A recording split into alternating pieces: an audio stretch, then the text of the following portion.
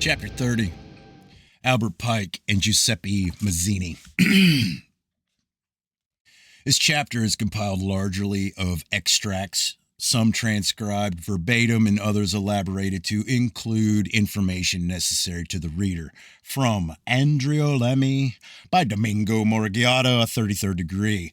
Macquarie Pradig by Paul Rosen, 33rd degree. Initiation Human and Solar by Alice A. Bailey, and Le Diable Awe 29 Sickle by Dr. Bataille.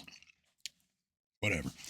Adreno Lemmy wrote, the anniversary of September 20th, the day on which Rome became the capital of Italy when the temporal power of the Pope was overthrown, concerns Freemasonry exclusively. It is an anniversary, a purely Masonic festival, which marks the date of the arrival of Italian Freemasonry in Rome, the aim of which it had for many years been striving. The date of September 20th, 1870 is not only an Italian date, it is above all a great Masonic date, for it marks the organization of a supreme rite introduced into Freemasonry to lend a satanic character to the vague divinity more or less well known by the name of the great architect of the universe.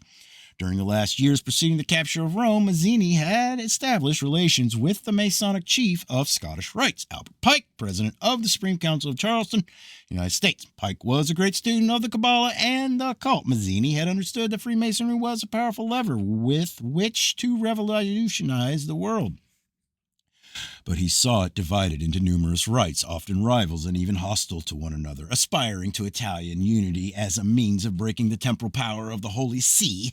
He dreamt of a union of Masonry throughout the world to destroy the church itself as a spiritual power. He addressed himself to Pike in preference to another Grand Orient of Supreme Council chief because of the many international ramifications of ancient and accepted Scottish rites, as Pike, its recognized chief, had succeeded in gaining considerable influence over all the supreme national councils of this rite, which had hitherto been of a purely dogmatic and lethargic character. Mazzini, who was very practical, said that it would be inadvisable to favor one rite only to the exclusion of all the others. In a letter to Albert Pike dated January 22nd, 1870, he writes, he must allow all the federations to continue just as they are, with their systems, their central authorities, and their diverse modes of correspondence between the high grades of the same rite, organized as they are at present. But we must create a supreme rite which will remain unknown, to which we will call those Masons of high degree, whom we shall select with regard to their brothers in Masonry. These men must be pledged to the strictest secrecy.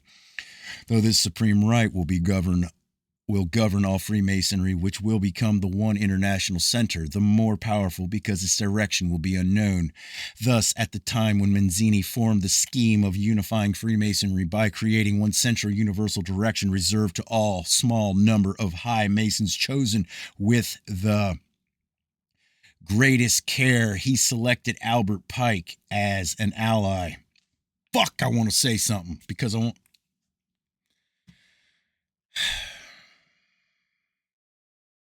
No. Pike was born in Boston on December 29, 1809. His parents, in modest circumstances, succeeded in giving him a course at Harvard College. He then went to join his family at Newburyport. There, for a while, he taught in a primary school till he moved to Fairhaven, where he continued his career of pedagogue. It wasn't for this reading. It had nothing to do with it. It was on a different level, plane. I wanted to say something, but I won't because I'm working out fucking details here. Yeah, if you're watching and you don't know what the fuck's going on, too goddamn bad. In 1833, he went to Little Rock. From 1830 to 1840, Masonry in the United States had fallen into disrepute and almost ceased to exist. After the torture and death of William Morgan in 1826, many lodges faded into oblivion. If someone is watching, though, they could fucking say, hey, dude, you had a fucking thought back there. But it's okay. I would never expect anyone to actually do anything. William Morgan in 1826, many lodges faded into oblivion to resuscitate only after the storm of public censure had abated. During the Civil War, Pike served as brigadier general in the Confederate Army. The Confederate government named him Indian Commissioner and charged him with the conduct of negotiations with the most powerful savage tribes to raise an army of their warriors. To facilitate his organization of this army, he was made governor of Indian Territory. And once these hordes were united, they were placed under his command. What followed can be easily understood as his troops were composed of Chickasaws, Comanches, Creeks, Cherokees, Miamis, Osages, Kansas, and Choctaws, with all whom he personally was on the best of terms. Among them, he was known as the faithful, pale-faced friend and protector. It was no longer war. It was an orgy of murder and atrocity so terrible that the foreign powers interfered. Representations made by England threatening intervention in the name of humanity finally compelled Jefferson Davis to disband his auxiliary Indian troops. Mrs. Liliana Pike Room gives us the following chronological history of her father's early Masonic career. She says that he became an odd fellow sometime in the 40s and in 1850 entered the Masonic fraternity. After that, he gradually ceased to be active as an odd fellow. Soon becoming prominent in Masonry, he advanced rapidly to the highest honors. His Masonic record is as follows.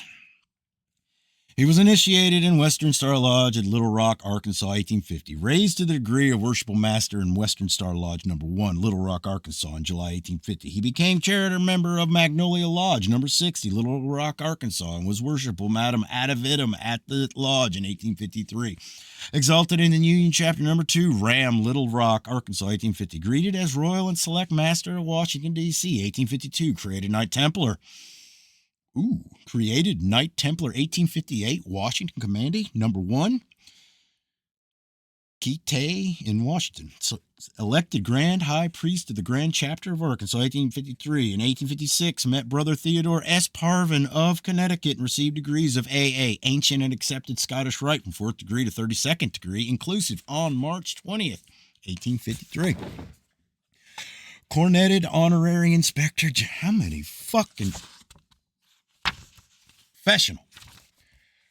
Cornetted Honorary Inspector General, April 25th, 1857. Crowned active member of Supreme Council's Southern Jurisdiction, March 20th, 1858, at Charleston, South Carolina. And on the resignation of Brother John Honor as Grand Commander, was elected MP Sovereign Grand Commander of the Supreme Council for the Southern Jurisdiction of the United States, January 2nd, 1859. Mrs. Room, further adds, I will state here what he told me himself, that Sovereign Grand Commander Honor, his predecessor, resigned that office expressly that he might be elected Sovereign Grand Commander. As Secretary of the Supreme Council at Charleston at this time, and its ruling power was Pike's great find, Gallatin Mackay. On the other hand, Margiota gives the following particulars. Towards this epoch, Pike and Mackay received the visit of Longfellow. This Longfellow was a Scottish Rites Mason who, in 1837, had taken up his residence in the United States, becoming the intimate friend and private secretary of Moses Holbrook, then Sovereign Commander of the Supreme Council of Charleston. The intimacy between Longfellow and Holbrook became quickly serious, as both had thoroughly studied the occult sciences and enjoyed discussing the mysteries of the Kabbalah. When Longfellow asked his Grand Master's permission to join the Order of the Oddfellows for the purpose of studying its organization, his request was granted. Oddfellow is the name adopted by the members of a society founded in London towards 1788. Their meeting places were called lodges, as in Masonry, and many were dissolved under the suspicion that their character was subversive, though the visible aims of the fraternity were simply mutual help and diversion. But the society, changing its location and its name, continued to precarious existence till 1809. Several members founded a new lodge in Manchester. Then some of them separated in 1813 and formed the Independent Order of Oddfellows, the IOOF. The members of the General Council, of which were all to reside at Manchester. The order was introduced in America in 1819 by the blacksmith Thomas Wildley, who founded Washington Lodge No. 1 in Baltimore. This town became the headquarters of the American and Canadian Oddfellows, and thanks to the energy of Wildly, the order made great headway and spread with rapidity. Longfellow and Holbrook, while exchanging views on the Kabbalah, had formed the project of creating a satanic rite in which the adepts would be instructed in black magic. But Holbrook, the Grand Master of the Supreme Council of Charleston, who had already composed a suitable ritual and sacrilegious mass called Adonai Mass, died, retarding the fulfillment of the project. He was succeeded by John Honor, after whose death the dream of the Jew Moses Holbrook to subvert Masonry was fulfilled by Albert Pike on a gigantic scale. Holy shit! Longfellow left Charleston after the death of his patron and 1854 went to Hamilton, Canada. There, with the authorization of Wildly, he submitted the rituals of Holbrook to this flourishing society, and it was decided to graft a second and separate class of adepts practicing secret Satanism onto the original body, but Wildly, becoming suddenly jealous, refused the use of his premises. Undiscouraged by obstacles placed in his way by Wildly, Longfellow returned to Charleston in 1857, where he had interviews with Pike and Mackey, to whom he revealed his plan.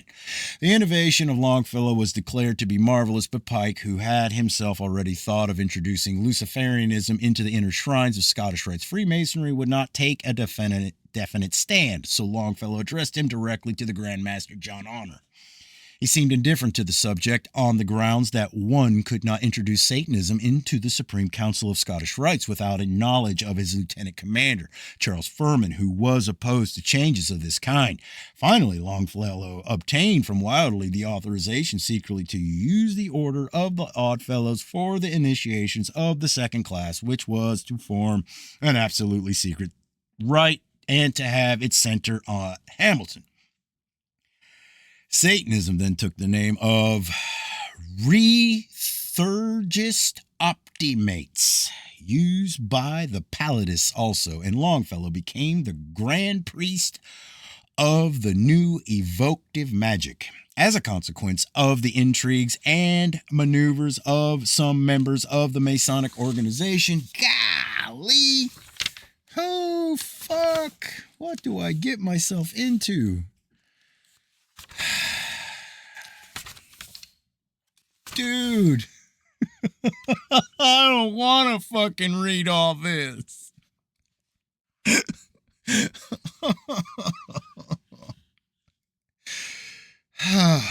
Hold on. I want coffee. I need a sip of coffee. What the fuck can I do to get some coffee around here? I don't know how to pause.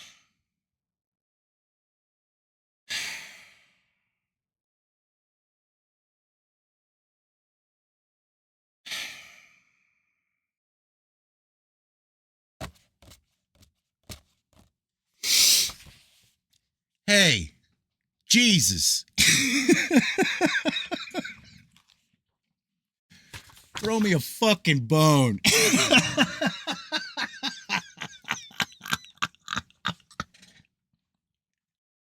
I'm kidding. Dude. All right. I'm torn. Hold on. I'll be back.